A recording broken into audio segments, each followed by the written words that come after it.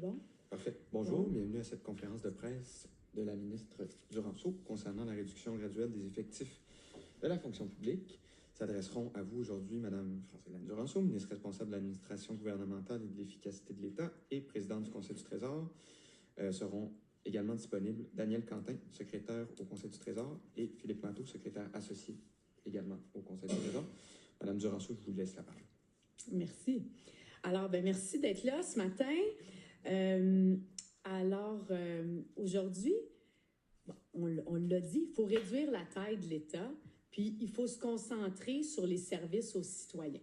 Alors, moi, ce que j'ai dit, suite au mandat que le premier ministre m'a donné, c'est qu'on allait faire ça de manière ordonnée et chirurgicale. Ce qu'on veut, c'est transformer l'État en profondeur et on veut que l'État demeure là où il est vraiment utile, puis qu'il se retire des endroits où il est peut-être trop lourd et inefficace. Alors, vous le savez, il y a quelques semaines, on était ici, j'ai déposé un projet de loi qui visait à réduire les structures, abolir certaines structures, réduire la bureaucratie, augmenter l'imputabilité des hauts fonctionnaires. Bien, aujourd'hui, c'est une autre étape. Donc, c'est un deuxième jalon pour réduire la taille de l'État et le rendre plus efficace. On va faire ça de manière graduelle, de manière responsable et encore là, je le répète, de manière chirurgicale. Alors, ce qui est proposé, c'est que d'ici 2027, on réduise de 5 000 équivalents à temps complet. Alors, on répartit ça sur 2 années, d'ici 2027. Et c'est une mesure qui, à notre avis, est nécessaire pour rendre l'État plus agile et centré sur les priorités des Québécois. Alors, les équivalents à temps complet, bien, ce sont évidemment des personnes qui travaillent dans la fonction publique et dans le hors fonction publique ou le parapublic. Alors, on vise à réduire le temps, le nombre d'heures travaillées. J'aimerais m'adresser aux employés. Aux employés du gouvernement, je sais que vous êtes les premiers à vouloir rendre des meilleurs services aux Québécois, puis que vous avez à cœur, là, tous les matins en vous levant, de rendre des bons services publics. Puis pour ça, je vous remercie du travail que vous faites, puis il est important, ce travail-là. Évidemment, dans un contexte budgétaire qui est difficile, bien, il y a des choix qui doivent être faits. Alors, c'est pour ça qu'il faut s'attarder, il faut passer du temps là où ça compte vraiment pour les citoyens. Maintenant, mon message aux contribuables québécois qui paient de l'impôt à chaque année, le premier ministre l'a dit, il faut réduire la taille de l'État, il faut rendre l'État plus agile. Et depuis 2018, on a beaucoup augmenté les services aux citoyens. Là, c'est le temps de consolider cette approche-là et de s'assurer de rester présent là où c'est pertinent puis qu'il y a une valeur ajoutée. Puis l'objectif, évidemment, c'est que que nous en ayons tous pour notre argent et de s'assurer de réduire les coûts et d'améliorer la prestation de service. Alors, comment on va faire pour réduire ou atteindre notre cible de 5 000 équivalents temps complet? On va réduire le nombre d'heures travaillées. 5 leviers, 5 approches pour y arriver. Premièrement, gel de recrutement. Un gel de recrutement à l'externe, donc on ne va pas chercher de nouvelles personnes pour entrer dans la fonction publique. Premier élément. Deuxièmement, gel d'embauche pour les ministères et organismes qui n'atteignent pas leur cible. Alors, ces ministères-là ne peuvent pas aller chercher quelqu'un dans un autre ministère, donc ils doivent en premier réduire leur nombre d'heures pour atteindre les cibles. À préciser que le gel de recrutement, qui était le premier élément, c'est pas applicable pour la santé, l'éducation et les entreprises de l'État. Troisième élément, c'est de poursuivre la réduction de la bureaucratie. Donc, s'il y a moins de bureaucratie, si on enlève des règlements qui sont lourds, des demandes soit réglementaires ou législatives qui font que ça alourdit la façon de travailler, bien, si on réduit la bureaucratie, on va réduire le nombre d'heures. Alors ça, c'est le troisième élément. Quatrième élément, c'est la lettre que j'ai envoyée à mes collègues au début quand je suis entrée en poste, c'est de revoir les façons de faire, revoir les missions de l'État. Donc, on veut réorganiser la manière dont on travaille pour réduire justement les heures travaillées qui n'amènent pas la plus-value attendue. Alors, évidemment, on demande que tout ça soit fait sans que les services aux citoyens soient touchés. Et puis, à cet égard-là, bien, on l'a dit à plusieurs reprises, on s'attend à ce que les gestionnaires, les hauts fonctionnaires, soient imputables de leurs décisions et prennent des décisions qui vont dans le sens de cette demande-là. Finalement, autre élément qui permet de réduire le nombre d'heures travaillées, c'est de faire la promotion davantage de l'aménagement du temps de travail. Donc, les employés qui souhaiteraient réduire leur semaine de travail de 35 à 32 heures, c'est déjà permis, c'est volontaire de la part des employés et ça peut permettre de réduire le nombre d'heures travaillées, d'améliorer l'efficacité, conciliation travail-famille. Alors encore là, on fait ça dans une volonté là, de flexibilité, mais d'amélioration de l'efficacité. Alors, notre cible des 5000 ETC, c'est de cette façon-là qu'on propose de l'atteindre. Maintenant, pour le télétravail qui a été amplement discuté là, dans les derniers jours, bien, la transformation de l'État, c'est aussi une transformation de la manière dont on travaille au quotidien. Oui, faire les tâches qui sont les plus pertinentes, mais comment on s'organise au quotidien pour livrer ce qu'on a à livrer. Alors, on pense que le retour au bureau à 3 jours semaine, à partir du 26 janvier 2026, fait partie d'une meilleure organisation du travail.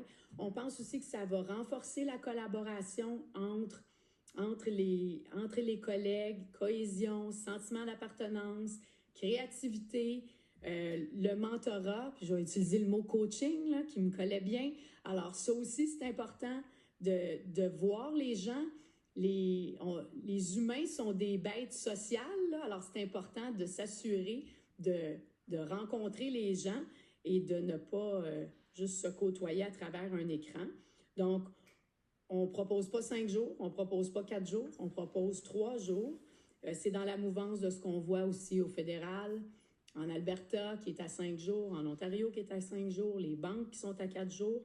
Alors, flexibilité, on maintient l'équilibre pour permettre une conciliation travail-famille qui est cohérente, puis on maintient l'approche hybride. Alors, je pense que c'est équilibré. Donc, bien, en conclusion, c'est l'approche qui est proposée pour réduire la taille de l'État, réorganiser le travail. Je pense que c'est une approche qui est intelligente, qui est réfléchie, qui maintient une flexibilité. Encore là, il n'y a pas de tronçonneuse, il n'y a pas de coupe paramétrique, c'est pas ça. C'est d'y aller chirurgicalement, de se poser les bonnes questions. On a-t-il encore besoin de faire telle ou telle tâche? Comment on peut réduire le temps passé sur des éléments qui ne donnent pas pleinement une valeur ajoutée aux citoyens? Alors, voilà, disponible pour vos questions. Merci, Mme Duranceau. On va effectivement passer à la période des questions, en commençant avec Louis Lacroix, Cogeco. Bonjour. Il y a plein de questions, mais je vais commencer. En ce moment, il y a combien d'ETC au total? Dans toute la fonction publique? 80 000. 80 000. ETC. ETC. Ça ne veut pas dire... Non, ça ne veut pas dire des individus, là. On non. parle d'emploi à temps complet. Combien d'individus vont être touchés par les mesures? Ce que je comprends, c'est que là, il n'y aura pas de mise à pied en tant que telle. Mais combien d'individus vont être touchés par ça? Bien, écoutez, c'est un nombre d'heures encore là. Fait que c'est pas un nombre. Ça dépend comment les gestionnaires vont choisir d'utiliser les leviers à leur disposition. Un gel d'embauche ou un gel de recrutement, ça peut viser un poste. Donc, dans cet exemple-là, ce serait une personne. Mais après ça, si on a des aménagements du temps de travail puis que plusieurs personnes se prévalent d'une semaine de 32 heures plutôt que 35, bien là, ça va toucher plusieurs personnes. Donc, ça dépend comment on l'applique. Mais c'est là que je m'en allais. Votre évaluation, parce que là, ce que je comprends, c'est que ça tient beaucoup sur le fait que vous misez là-dessus, là, sur le fait que les employés vont accepter de faire moins d'heures. Donc, ça va en quelque part vous permettre d'atteindre vos objectifs. Avez-vous évalué le nombre de personnes, par exemple, qui vont accepter de couper 3 heures dans leur horaire de travail? Bien, ça, c'est volontaire, là. Alors, tu sais, c'est pas un nombre, à moins que... C'est 50 000 personnes, globalement, dans le gouvernement qui peuvent être éligibles à ça. Après ça, ça va être une discussion entre les individus et leurs gestionnaires selon le volume de travail puis selon leur perspective. Là. Mais c'est parce que c'est beaucoup là-dessus que vous misez, là. Ben non, c'est un des cinq Je leviers. comprends. Mais si vous coupez personne, Ben, s'il y a un poste qui reste non comblé, c'est des heures de moins. Si je coupe de la bureaucratie puis des rapports, puis il y a des annonces qui s'en viennent à cet égard-là, c'est aussi des heures qui ne seront pas travaillées. Si on mutualise des services puis des fonctions, c'est aussi des heures en moins parce qu'on les concentre à un endroit plutôt qu'à un autre. Alors, c'est le cumul. Ce qui est intéressant, c'est que chacun va pouvoir choisir la mesure qui est la plus pertinente pour son ministère, puis sa manière de rendre les services aux citoyens. Donc, on ne vient pas dire « coupe-moi tant de personnes », c'est pas ça l'objectif. C'est analyse ta situation intelligemment, puis tu as une panoplie d'options pour arriver à tes fins. Et c'est très certainement pas de dire « on coupe en rentrant avec une tronçonneuse », là, c'est pas ça. Puis dans les aménagements du temps de travail, je peux peut-être laisser M. Matteau préciser, parce qu'il y a plein d'options disponibles qui peuvent permettre aux gestionnaires d'atteindre leur cible en gardant le même nombre d'employés, si c'est ça qui est le plus pertinent. C'est ça, exactement. Donc, il y a plusieurs modèles, puis c'est des modèles qui font suite à une entente entre le gestionnaire et l'employé. Donc, on parle du modèle 32 heures, c'est un des modèles, mais il y a des modèles à 33 heures, des modèles à 28 heures, il y a toutes sortes de choses. Donc, c'est d'encourager cette discussion-là entre les employés et leur gestionnaire et voir si c'est une option qui est gagnante-gagnante pour les deux, là.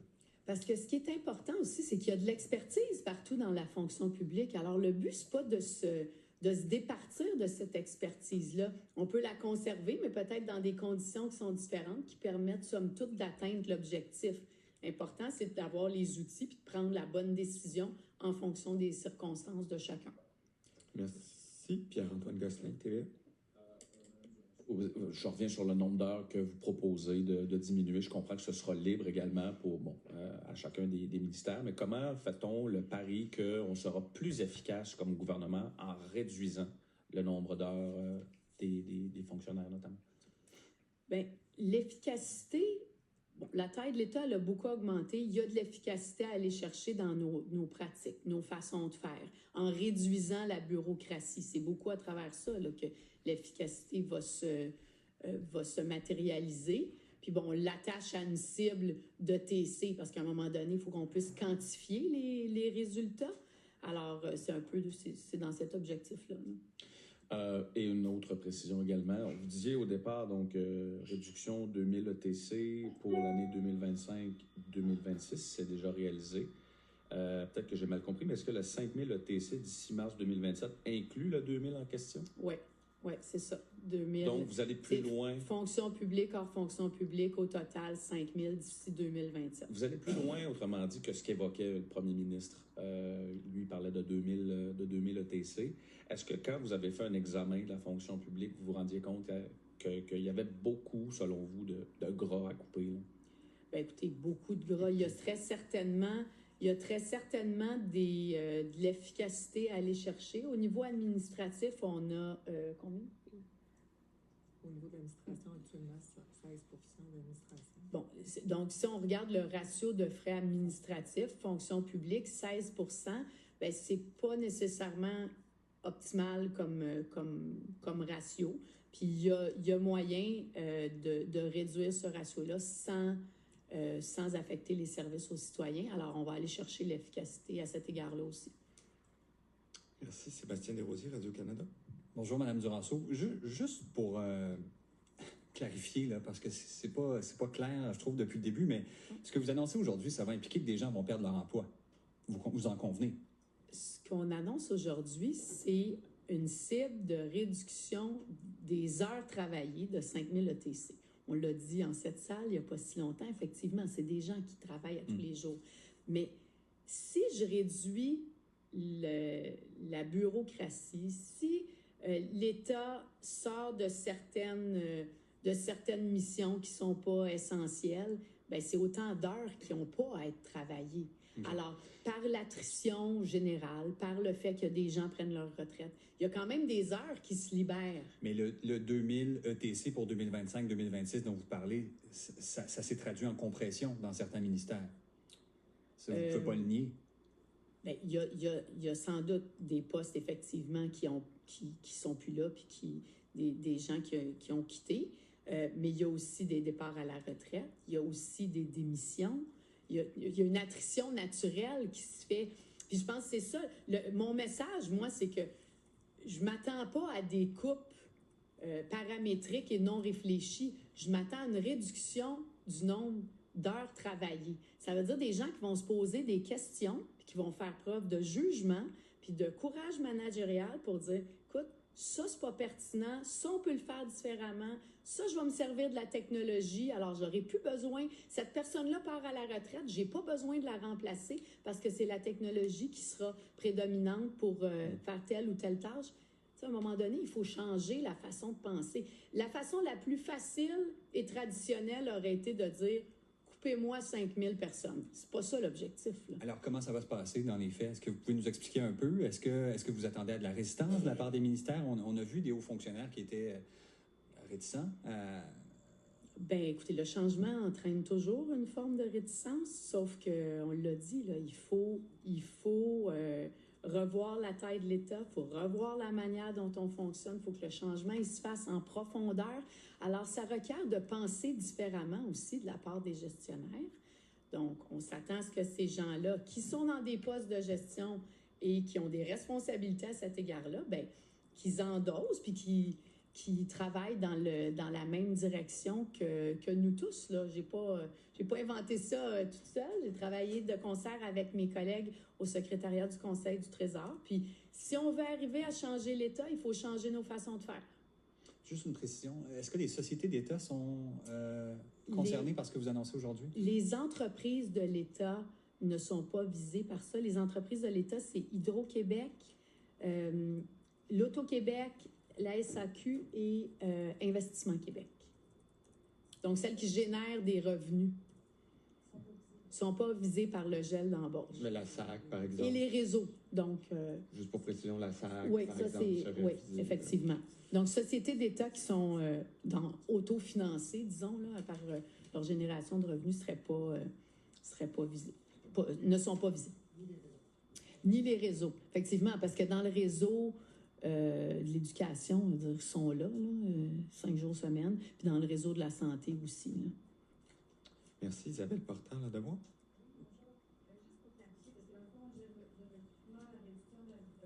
Gel d'embauche, c'est toutes des choses qui avaient déjà été annoncées. Donc là, en plus de la réduction de la semaine de travail, il y a l'analyse approfondie des missions de l'État qui s'ajoute. Ça continue, ça découle la lettre là, que j'ai envoyée en rentrant en poste. Ça, okay. Évidemment, c'est pas en quelques jours là, que les missions peuvent être revues, mais ça fait partie intégrante de la transformation de l'État. Réduction de la bureaucratie. On va avoir d'autres annonces prochainement sur le nombre de rapports qui sont abolis. Puis, il y a mon collègue aussi, Samuel Poulain, qui travaille sur des allègements réglementaires. Alors, tout ça vient réduire les heures travaillées, ultimement, et de mettre davantage de l'avant tout ce qui est aménagement du temps de travail, quand c'est pertinent, puis que ça sert bien les intérêts d'un ministère, puis en préservant, évidemment, les services aux citoyens. Donc, ce qui s'ajoute à ce qui avait déjà été annoncé, c'est seulement le 32 heures. C'est la nouvelle affaire. Qui était pas dans, parce que dans les 2000, quand j'ai été coupée, il n'y a pas de 32 heures. C'est juste les autres stratégies, c'est ça? C'est les autres stratégies, c'est les démissions, c'est les départs à la retraite. À noter que le 32 heures, c'est un des 5 aménagements de... 5 ou 13? Oui, plus 13. OK. Aménagement du temps de travail. Ça existe déjà, c'est déjà dans les conventions collectives, mais peut-être pas utilisé comme un outil pour atteindre une cible de TC. Alors là, encore une fois, c'est volontaire, c'est prévu, mais c'est une discussion qui peut être envisagée entre un gestionnaire puis certains de ses employés pour préserver l'expertise, tout en gardant les gens, mais en réduisant le nombre d'heures. Ça fait partie des outils dans le coffre à outils. OK. Mais de toutes ces mesures-là, jusqu'à présent, là, de ce que vous avez observé, qu'est-ce qui a plus d'impact dans le fond? Puis est-ce que vous pouvez nous donner un peu une idée de la contribution de chacun des volets à l'atteinte de la cible? Tu sais, vous avez dû faire des estimés là, pour nous arriver avec le 5000. Donc, est-ce que c'est possible d'avoir un peu de détails là, sur... Ben, tu dans le 2000, il y avait quoi? Puis comment est-ce que vous voyez ça pour le 5 000, le 3 000 de plus? Pour 26-27, on veut y aller par attrition naturelle et réorganisation des façons de faire. Donc, on sait qu'en moyenne, 2000 personnes quittent pour la retraite ou démissionnent. Donc, on va profiter de ces départs-là le plus possible pour réorganiser nos façons de faire. La réorganisation a déjà été annoncée à la stratégie de gestion de dépenses 2025-2026 au dernier budget. Donc, il y a des réflexions qui sont en cours, il y a des plans qui vont être produits et des mesures vont être déployées qui vont être annoncées ultérieurement. OK. Je m'excuse d'insister. C'est juste que les départs à la retraite, il y en a toujours. Là, ce que j'essaie de voir, c'est le gel de recrutement puis le gel d'embauche. Tu sais, dans les 2000, c'est pas des départs à la retraite. Mais si on faisait rien, il y en a des départs à la retraite. Peut-être on pourrait l'atteindre, le 2000. Sauf qu'on ne changera pas nos façons de faire. On va pas... puis s'il n'y a pas de gel de recrutement puis de gel d'embauche, tu as du monde qui part, puis tout de suite, tu rentres du nouveau monde, puis tu t'es pas posé de questions sur « je peux-tu faire les choses différemment? J'ai-tu encore besoin de faire ça? » Alors, ça induit aussi une façon de gérer puis de réfléchir qui est différente puis qu'il faut qu'il perdure dans le temps. C'est pas cette année on coupe ça puis après ça notre job va être fait. C'est pas ça l'idée. C'est on réfléchit puis on gère différemment puis on a plein d'outils pour arriver à des cibles. Caroline. 5 000 FTC, ça représente combien sur la salaire? Est-ce qu'on a une idée du montant que ça va permettre d'économiser? On fait, dans la fonction publique, le 2000, c'est environ 150 millions. Donc, si on double dans la fonction publique, on est à 300. Si on ajoute le 500, là, je vous dirais au total tout, 375 millions. Ça, c'est pour le 5 000. Pour le 5 000, oui. Caroline Plante, la presse canadienne. Madame Duranceau, ma question elle est un petit peu dans le même sens, c'est-à-dire, vous parlez d'une attrition naturelle, donc bon an, mal an. Il y a combien de postes comme ça qui sont abolis naturellement, sans que vous ayez à faire quoi que ce soit? C'est dans les autres 1700 s'il n'y a rien qui est fait, mais ces gens-là sont remplacés en continu. Là, ce qu'on dit, c'est qu'on remplace pas. On remplace pas de la même façon. On se questionne sur la nécessité de devoir remplacer. Okay. Sauf exception. Ouais. Vous avez dit 2000 Ben, 2000 par année, c'est ça? 2000, OK, non, mais c'est bon. Ouais. Oui. OK, donc à tous les ans, il y a à peu près 1700, 2000 postes qui, de toute façon, disparaissent. OK. Ben, disparaissent, c'est des gens qui quittent. Des fois, sont remplacés, mais là, avec le gel de recrutement et le gel d'embauche, on vient limiter. Si on veut se réorganiser, ça nous prend une assise avec... faut faire un moins pour replacer les gens au bon endroit. Je pense que ça force à se questionner sur, OK, tel type de poste est non comblé, puis visait tel ou tel service. Est-ce que c'est encore de ça que j'ai besoin aujourd'hui, avec la transformation numérique, avec les besoins qui ont évolué? Donc, ça force une réflexion chez les gestionnaires. Puis l'autre chose aussi, on a parlé d'imputabilité des hauts fonctionnaires. Quand tu ne peux plus réengager puis remplacer automatiquement, s'il y a des gens dans l'équipe qui n'ont pas un niveau de performance qui est adéquat, tu es obligé de le gérer, ce cas-là. Puis de faire les évaluations qui s'imposent pour que cette personne-là, si elle ne livre pas, bien qu'elle soit remise, que le dossier soit révisé, puis... Mais si les gestionnaires estiment que tous ces postes-là sont encore nécessaires et doivent être remplacés, c'est correct, donc ça va être à leur discrétion, ça va être vous fiez sur leur jugement pour dire ça, j'ai plus besoin de ça, mais ça, j'ai besoin de ça. Mais si s'ils disent que tous ces postes-là sont encore nécessaires, vous les gardez? Dans le fond, là, à un moment donné, on suffit, il y a des sous-ministres, il y a des hauts dirigeants partout. Si eux considèrent que c'est nécessaire puis qu'ils ont tout fait ce qu'il y avait à faire, bien, ils vont avoir démontré qu'ils ne peuvent pas faire autrement, c'est correct, on va se fier là-dessus. Mais il y a une cible globale pour l'ensemble du gouvernement, répartie entre les ministères. Puis, il y aura des conversations à ce moment-là avec le Trésor pour voir si ça a du bon sens de continuer de cette façon-là ou pas. Mais il n'y a pas de garantie que la cible va être atteinte. Oui, mais il y a du travail à faire un peu partout, là. Alors, moi, je pense que, premièrement, ce qu'on démontre, c'est que le chiffre de 5 000, il n'est pas inatteignable, juste considérant les mouvements naturels. Après ça, on dit, ben, on amène ça un petit peu plus loin en se questionnant davantage sur les tâches qui doivent continuer d'être faites ou comment on les fait. Et puis, après ça, si quelqu'un dit, écoute, moi, j'ai fait vraiment le tour, ça ne fonctionnera plus, bien là, il y a du monde intelligent là, autour de la table qui vont avoir des conversations, puis on va s'ajuster, là. Puis dernière question, si vous me permettez, sur le retour au bureau, est-ce que il va y avoir des discussions avec les syndicats, une négociation, ou c'est vraiment une décision finale, retour au bureau 3 jours, c'est final? Bien, il y a eu des conversations, mais peut-être je laisserai M. Matteau sur cette question-là. Puisque... Oui, donc effectivement, il y a des discussions depuis longtemps sur la question du télétravail, vous ne serez pas surpris. Mais ce matin, on a lancé la consultation en bonne et due forme avec nos partenaires syndicaux, en les avisant des changements qui sont envisagés, en leur donnant un délai pour nous faire part de leurs commentaires avant la publication d'une nouvelle politique cadre. Donc, les échanges ont commencé ce matin. Merci. Oui, une petite précision. Sur les 375 millions, vous parliez de la masse salariale tout à l'heure, des 5 000 ETC. Est-ce que, ultimement, donc d'ici 2027, avec toutes les mesures que vous annoncez et celles que vous aviez annoncées antérieurement, est-ce que c'est-tu une économie de 375 millions pour l'État d'ici 2027 ou c'est plus que ça? Ça représente quoi? On a un plan de retour à l'équilibre budgétaire qui a été annoncé par le ministre des Finances au dernier budget. Ce 375 millions-là, c'est un impact au cadre financier qui est pris en compte. Donc, oui, c'est pris en compte à l'intérieur des équilibres. Donc, gel d'embauche. Ça fait partie des actions de l'approche qui viennent ajuster le cadre financier du gouvernement pour atteindre le retour à l'équilibre budgétaire en 29-30. Merci Patrick Belrose, le Journal de Québec. Oui, bonjour. Bonjour à tous les trois. Juste une précision pour commencer sur les 1000 ETC hors fonction publique.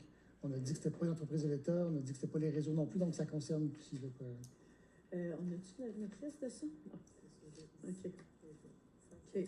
Des exemples. L'Autorité des marchés publics, la SQI, Société québécoise des infrastructures, la CEPAC, l'Agence du revenu du Québec, l'Autorité des marchés financiers, une panoplie, la Société des traversiers, Société du plan Nord. C'est des exemples, là. Il y a une liste. Ça marche, ça donne quand même une bonne idée. On peut vous la fournir. Merci, j'apprécie. Sur le retour des fonctionnaires au bureau 3 jours semaine, donc vous avez vanté là, un peu les mérites, mais j'étais curieux de voir, est-ce que vous avez observé, disons, des problèmes avec le fait de travailler seulement 2 jours semaine? Est-ce qu'il y a eu une baisse de productivité? Est-ce qu'il y avait un impact sur l'économie locale, par exemple? Bien, je pourrais laisser mes collègues commenter, mais je pense que c'est important de dire qu'il y a 35% des employés dans la fonction publique qui ont moins de 5 années d'ancienneté. Alors, je pense que c'est important à un moment donné pour s'imprégner de la culture, pour apprendre des autres, d'être là, de les voir, pas à travers un écran, mais prendre un café puis de jaser au bureau, de sentir que c'est facile de parler à Philippe Matteau ou à Daniel Quentin parce que tu as eu un contact humain. Alors, il y a ce volet-là là, qu'on veut mettre de l'avant, puis je pense qu'on n'est pas les premiers à le souligner. Madame Quentin a des chiffres à vous donner. Oui, bien, c'est certain qu'il y a le travail d'équipe qui est favorisé, il y a la collaboration, tout ce que Mme Duranceau vient de mentionner. Mais quand on a fait le bilan de la politique cadre, on était avec des données 2022-2023. Depuis, on a des nouvelles informations concernant notamment les personnes qui sont absentes du travail. Donc, il y a eu une grande croissance de ce groupe de personnes-là. Il y a une augmentation de 24% des personnes depuis qu'on a fait le bilan. Ça veut dire que 4300 quelques personnes à tous les jours ne se présentent pas au travail pour cause de maladie. Et si on parle de chiffres, c'est 238 millions que ça représente annuellement. Donc, l'absentéisme, c'est pour diverses raisons, mais on sent avec des tendances, des analyses, puis en discutant avec d'autres administrations, que l'effet télétravail est un des éléments là, qui pourrait être porté de l'absence, on appelle ça La fatigue numérique et tout ça. Donc, c'est certain que la collaboration, la chaleur humaine, hein, quand un collègue va pas bien, quand il est au travail puis qu'on le voit en personne, c'est un élément là, qui fait que c'est positif pour les personnes qui vont moins bien ou qui ont besoin d'aide.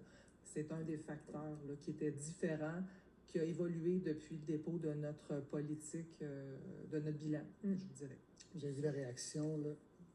Juste un petit élément, parce que le bilan, effectivement, sur la question de la productivité, tout ça, mais il y avait quand même des éléments préoccupants, même à cette époque-là, notamment sur la qualité des relations interpersonnelles. Donc, les employés, les gestionnaires l'avaient déjà souligné dans le cadre du bilan. Donc, c'est un des éléments qui est militant en faveur de changement aussi, parce que déjà à cette époque-là, c'était noté une détérioration des qualités des relations.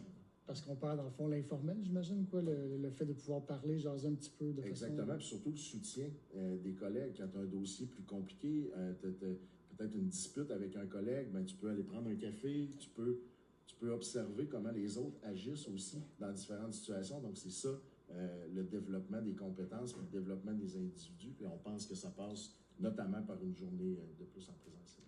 Vous avez vu les premières réactions des syndicats, là, déjà hier, qui disaient on va être entassés comme des sardines parce que, bon, on a réduit l'espace de bureau.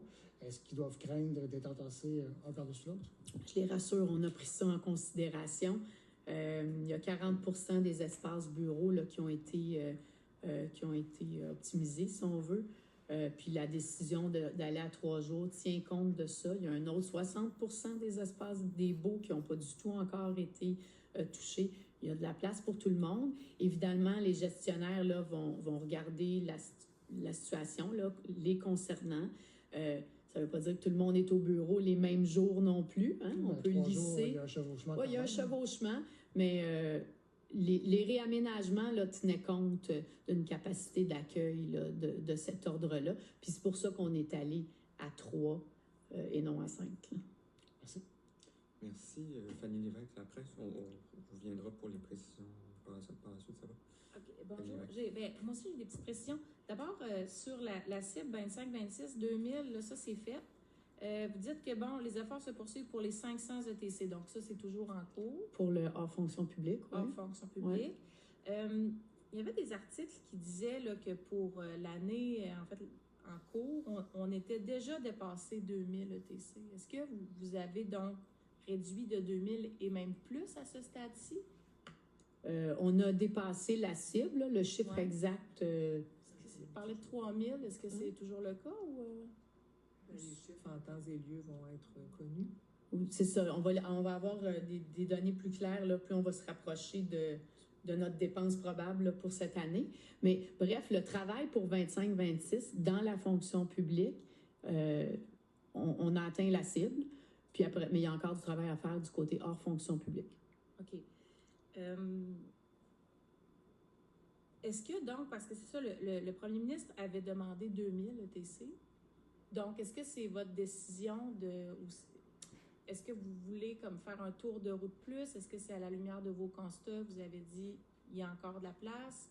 Comment vous expliquez que la cible soit maintenant 5000? Bien, il y a encore de la place. Là. On en a parlé. C'est pas une décision unilatérale, c'est une décision qui est réaliste du point de vue aussi de l'administration publique, puis mes collègues au secrétariat du Conseil du Trésor.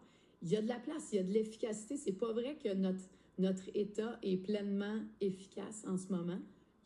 Puis, comme je vous disais, on peut se donner des objectifs de réduire les rapports, de revoir notre façon de faire, mais ultimement, tu calcules l'efficacité de ça en ETC. C'est l'élément mesurable pour pouvoir déterminer si oui ou non tu avances à quelque chose dans ton projet d'efficacité. Puis on comprend bien la nuance, là, ETC, puis bon, les départs retraite, tout ça, mais est-ce que vous pouvez garantir aujourd'hui qu'il n'y a personne qui va perdre son emploi? Bien, je ne peux pas garantir ça. Là. Les heures travaillées, on le sait, c'est des gens qui les travaillent. Maintenant, ce que je peux garantir, c'est que cet exercice-là, il se fait de manière chirurgicale, rigoureuse. On réfléchit. C'est quoi la meilleure manière de garder les bons talents, de garder l'expertise? c'est ça les questions qui se posent, plutôt que de juste dire « faut que je coupe, je coupe ». Là, on a une panoplie d'outils qui nous permettent d'être intelligents dans la façon de l'aborder, puis de transformer en profondeur la manière dont l'État aborde ces questions-là. OK. Puis juste une petite dernière. Vous avez parlé tantôt, Mme Quentin, de 16 d'administratif. Pouvez-vous juste remettre ça en contexte? Ça, c'est dans la fonction publique en ce moment? Oui, dans la fonction publique, ce sont les services de ressources humaines, les finances, les technologies de l'information, on peut dire ressources comme matérielles et 16 contrats. des activités de la fonction publique sont de nature administrative en ce moment? Approximativement, je vous dirais, c'est un ordre de grandeur. OK. Parce que c'est souvent là où on coupe en premier, là. Donc, la cible, ça serait de ramener ça à quoi? Qu'on optimise. On est en train de regarder en optimisant la façon qu'on pourrait déployer les services de manière plus efficace et d'assurer, évidemment, avec l'optimisation. Donc, les travaux sont en cours pour préciser ces chiffres-là. Un bon ratio, là, vous disiez tout à l'heure, c'est pas un bon ratio. L'avez-vous, le bon ratio? Ben, écoutez, l'administration publique, je vous dirais, c'est un pourcentage qu'on veut. On va y aller par jalon, donc c'est peut-être pas d'atteindre la cible ultime, mais d'y aller par étapes. Donc, avec les plans qu'on fait, là, je ne suis pas en mesure aujourd'hui de vous dire jusqu'à combien, mais les plans vont nous permettre d'atteindre une efficience là, au niveau des services administratifs. On l'a vu avec le projet de loi 7, de la mutualisation de services administratifs qui est commencé. Mais c'est ces réflexions-là qui se poursuivent à l'intérieur des ministères et des organismes. Merci, Juliette Nadeau-Besse. Le Soleil? Nous dit les 2000 nouveaux ETC qui vont être à couper, ça va être des cibles divisées parmi les ministères. Est-ce que ça va être divisé également? Vous allez cibler peut-être des ministères organismes qui doivent faire plus d'efforts que les autres? Bien, c'est fait en fonction des opérations. Les opérations qui sont essentielles, je dirais, ou les tâches essentielles ou des services à la population, bien, c'est regardé. C'est pas un paramétrique qui est fait. C'est vraiment qu'est-ce qui a été fait cette année avec la stratégie va se poursuivre l'année prochaine. Puis on regarde les emplois ou les endroits où il y a des missions essentielles. Puis comme là, je répète, là, mais c'est avec le prochain pas, ça va être vers de la réorganisation des façons de faire qui va dégager de l'efficience. Donc, les objectifs vont être davantage gouvernementaux, mais c'est certain que ça passe par des cibles ministérielles, mais la vision va être gouvernementale pour qu'est-ce qui s'en vient. Donc, c'est l'efficacité de l'État, c'est là-dessus qu'on s'aligne. Puis sur le retour au bureau, vous nous avez parlé de beaucoup de raisons là, pour lesquelles il y avait avantage à revenir. Est-ce qu'il y a aussi une partie d'efficacité là-dedans? Bien, il y a certainement une efficacité à croiser tes collègues et à avoir des discussions plus informelles pour mieux comprendre, pour savoir comment aborder un dossier, comment te comporter dans telle ou telle situation. Je pense que ce serait dommage que les plus jeunes dans notre société ne bénéficient pas de cette collaboration-là, de ce mentorat-là de leurs collègues qui ont plus d'expérience de vie. Il y a une chose, il y a le technique, mais il y a l'humain aussi, puis ça s'apprend au bureau. C'est difficile derrière l'écran. Puis est-ce que le 3 jours, c'est un pas vers éventuellement un 4 jours? Ou Bien, là, aujourd'hui, c'est 3 jours. Fait que là, on n'est pas en train d'annoncer quoi que ce soit. Je pense que c'est un bel équilibre. Notre société a évolué, le marché de l'emploi a évolué, puis le modèle hybride, il est là pour rester, là, à mon avis. C'est 2 jours, oui. Ça, c'est intéressant, d'ailleurs. Il y a 20 000 personnes sur 80, là, vous m'avez dit sur 70, là, qui sont... Ah, OK. C'est 80 000 ETC, 70 000 personnes. Donc, il y a 20 000 personnes sur 70 000, donc 30 % qui sont déjà 5 jours semaine au bureau. Ça dépend de leur tâche. Alors, là, ce qu'on annonce, le 3 jours, c'est pas de 0 à 3, c'est de 2 à 3 pour l'autre 50 000 qui étaient assujettis à la politique de télétravail à 2 jours. Avant les précisions, Mme Duranceau, je vais me permettre une petite question. François Carabin, Le Devoir, on a appris récemment que le fédéral considérait carrément mettre fin au télétravail. Est-ce que c'est quelque chose que vous avez envisagé? Pourquoi être allé davantage vers le 3 jours que le 5 jours semaine au bureau? Ben, moi, j'ai jamais envisagé 5 jours semaine. Bien franchement, je pense que, puis pour venir du milieu de l'immobilier commercial, là, les espaces bureaux, puis le travail hybride a ses bons côtés. Puis je pense que c'est important en 2025 de garder cet équilibre-là. Merci. On avait des précisions d'Isabelle Porter, d'abord?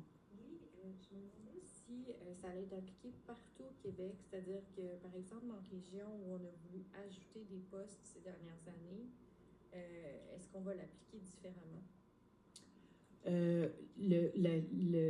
La réduction de TC ou le télétravail? Ouais. La réduction de TC. Bien, les postes régionalisés, la cible de 5 000 là, qui était l'objectif, là, a été atteinte. Évidemment, les ETC, ils sont partout au Québec, mais je peux vous assurer que c'est davantage, évidemment, où il y a les plus gros bassins là, que c'est touché. Ouais. Puis, tant qu'à faire, oui, sur le télétravail, est-ce que vous l'appliquez aussi en région? Parce que il y a eu beaucoup de postes qui ont pu être créés en région grâce au télétravail. Oui, mais il y a quand même des espaces, bureaux en région à certains égards. Tu sais, encore là, il n'y aura pas de police du télétravail. La politique, elle s'applique à tout le monde. Mais les gestionnaires, là, les hauts fonctionnaires, les gestionnaires, il faut qu'ils fassent preuve de jugement dans leur approche. Il y a des cas ponctuels ou il y a des moments où peut-être c'est pas indiqué d'en avoir du télétravail parce qu'il n'y a personne au bureau pendant les vacances de Noël ou pendant les vacances de la construction. Tu sais, le jugement, là, c'est bien important. Merci. Caroline Plante, la Presse canadienne. Pouvez-vous nous ventiler par ministère ce qui a été fait, là? On parle de plus de 2000, la cible de 2000 a été dépassée. Donc là, jusqu'à présent, pouvez-vous nous ventiler, nous donner des chiffres officiels, parce qu'on a vu plusieurs articles dans les médias circuler avec différents chiffres dans différents ministères. Mais là, j'aimerais avoir la ventilation officielle par ministère de ce qui a été fait. On va faire la demande. À qui de droit? Actuellement, l'exercice financier est encore en cours. Ce serait prématuré de sortir des chiffres sur les ministères actuellement. Bien, c'est une projection au 31 mars. C'est que si tout continue... Vous dites que ça a été atteint. Oui, bien, on a des suivis budgétaires. Comme on fait les suivis budgétaires en dollars, on suit nos effectifs aussi, puis c'est des redditions de comptes qu'on a. Mais qu'est-ce que je veux dire, c'est que les données prévisionnelles de où on va atterrir vont être connues habituellement, c'est au moment du budget. Pied ou de perte d'emploi? Je n'ai pas l'information ici. Je ne sais pas ça. Ben, c'est lié à quoi? Oui, bien là, les ministères nous remontent leurs projections, puis il faut qu'ils atteignent leur cible. Là, après ça, ça se ventile comment, dans chaque ministère, là, probablement que c'est de l'info qui peut être disponible, là, mais là, on ne l'a pas. Merci. Sébastien Jérôme. Est-ce que vous pouvez nous donner un exemple de réduction de la bureaucratie dans les services administratifs, par exemple? Qu'est-ce que vous envisagez qui permettrait d'atteindre les cibles? Un exemple. Bien, tu sais, exemple, des redditions de comptes annuelles ou des plans interministériels qui requièrent des redditions de comptes annuelles. Mais peut-être la reddition de comptes, elle peut être aux 2 ans, puis c'est bon quand même. C'est d'arrêter de refaire certaines tâches toujours s'il n'y a pas de valeur ajoutée. Ça, c'est un exemple. Merci. Fait que c'est des heures, on libère des heures dans ce temps-là, puis on peut faire d'autres choses. On va passer en anglais avec Cathy Sani, CBC. Cathy. Good day. Good day. So basically, your plan is less rough than what's happening in the federal civil service. Mark Carney, the government of Mark Carney announced, you don't want to make cuts like this. You don't want to have as many people because it's very rough in Ottawa right now. People are super stressed out. So what you're planning to do is less rough than what Ottawa is doing. Well, I don't know if it's less rough, but what we want to do is to be very structured and give tools to the civil servants to manage our government properly. So we're freezing any outside recruitment for employees. We're freezing new hiring between all the ministries. We're reducing the bureaucracy, reducing the red tape and the papers that need to be filed reducing the frequency of some reports. Also, so we're keeping on working on that because it's not all done yet. We're also reviewing where the government should be involved and where there's no value added to be involved. And last tool maybe is to promote the possibility for employees to rearrange their work schedule. Is it less hours per day? Is it a week that is 4 days instead of 5 days?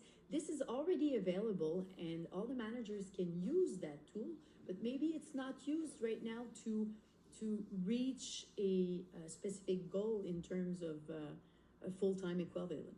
So that's what we want our managers to work with. Between now and 2027, you want to reduce in total 5 full-time equivalent. And 2,000 have been cut already. And you tell us that there is no civil servant that lost her job or his job or will lose his job or her job. No civil servants will lose their job. Well, we're reducing the number of hours. Hours are worked by civil servants. So maybe for some employees, it's going to mean that this position is no longer needed. That's one thing. But we're giving multiple tools to the managers to see what's the best thing for my team. I need to keep the expertise, so maybe I keep the expertise, but that person's going to work a little less hours if it's what that person wishes for. And so just to be intelligent in the way we do things. Cutting people is just the old way of doing things. But thinking about the best way to manage the team, the best way to use their time, stop doing things that don't bring any value. It's a new way of, well, I don't know if it's a new way, but that's what I propose and suggest and wish that people are gonna There have been for. so many articles, Minister Duranceau, about the number of cuts in different ministries. So I'm just surprised to see something different with your announcement today, because there've been several articles denouncing, condemning the situation in the Ministry of Environment, in other ministries, that there will be this amount of jobs cut. Well, changes always bring some uncertainty, and people prefer to, the status quo and everything. And I don't know which numbers we're talking about. A lot of numbers maybe were in the papers, but the right number is the one I give you today. So 5,000 full-time equivalent up to March 2027. So, and we're going to do this in a very structured and intelligent way, surgical but way. you cannot, you use the term surgical. You cannot tell me today where those 2,000 full-time equivalent have been cut so far? If this is so precise, and if your approach is so precise, you should have the answer. Well, a precise every answer. ministry, all the ministries have their numbers. It's still projections for March 31st of next year, of 2026. Well, of course, they know by ministries what position is maybe not replaced and things that they're going to do differently. But we didn't have that level of detail to share today. But it's going to be available at some point. And on the front of teleworking, yeah, you know what Premier Ford announced. 5 days. Ottawa as well. You don't want to See go there. how flexible I am and open-minded. But there are still people that will not be happy with the fact that you are bringing them back for 3 days instead of 2. It's a huge change of organization at home. Well, you know what? Going to work is not a punishment. Honestly, 3 days a week is a fair number of days. We're keeping the hybrid mode, and in 2025, I think it's fair to have a hybrid mode to have some flexibility for l'équilibre travail-famille. The conciliation, work and family, to work-family conciliate the two. balance, and So I think that's fair. I think it takes into account the synergies or savings we want to do on the real estate side also by reducing the number of square feet that we have. So it's a very balanced and a value-balanced proposition, I think. It's not too rough. It's not too rough. I told you, the goal is to, if you want to change the way the government does things in depth, well, you have to be precise and intelligent in the way you do this. Otherwise, it's not going to last. Merci, c'est ce qui met fin à cette conférence de presse. Bonne journée. Merci.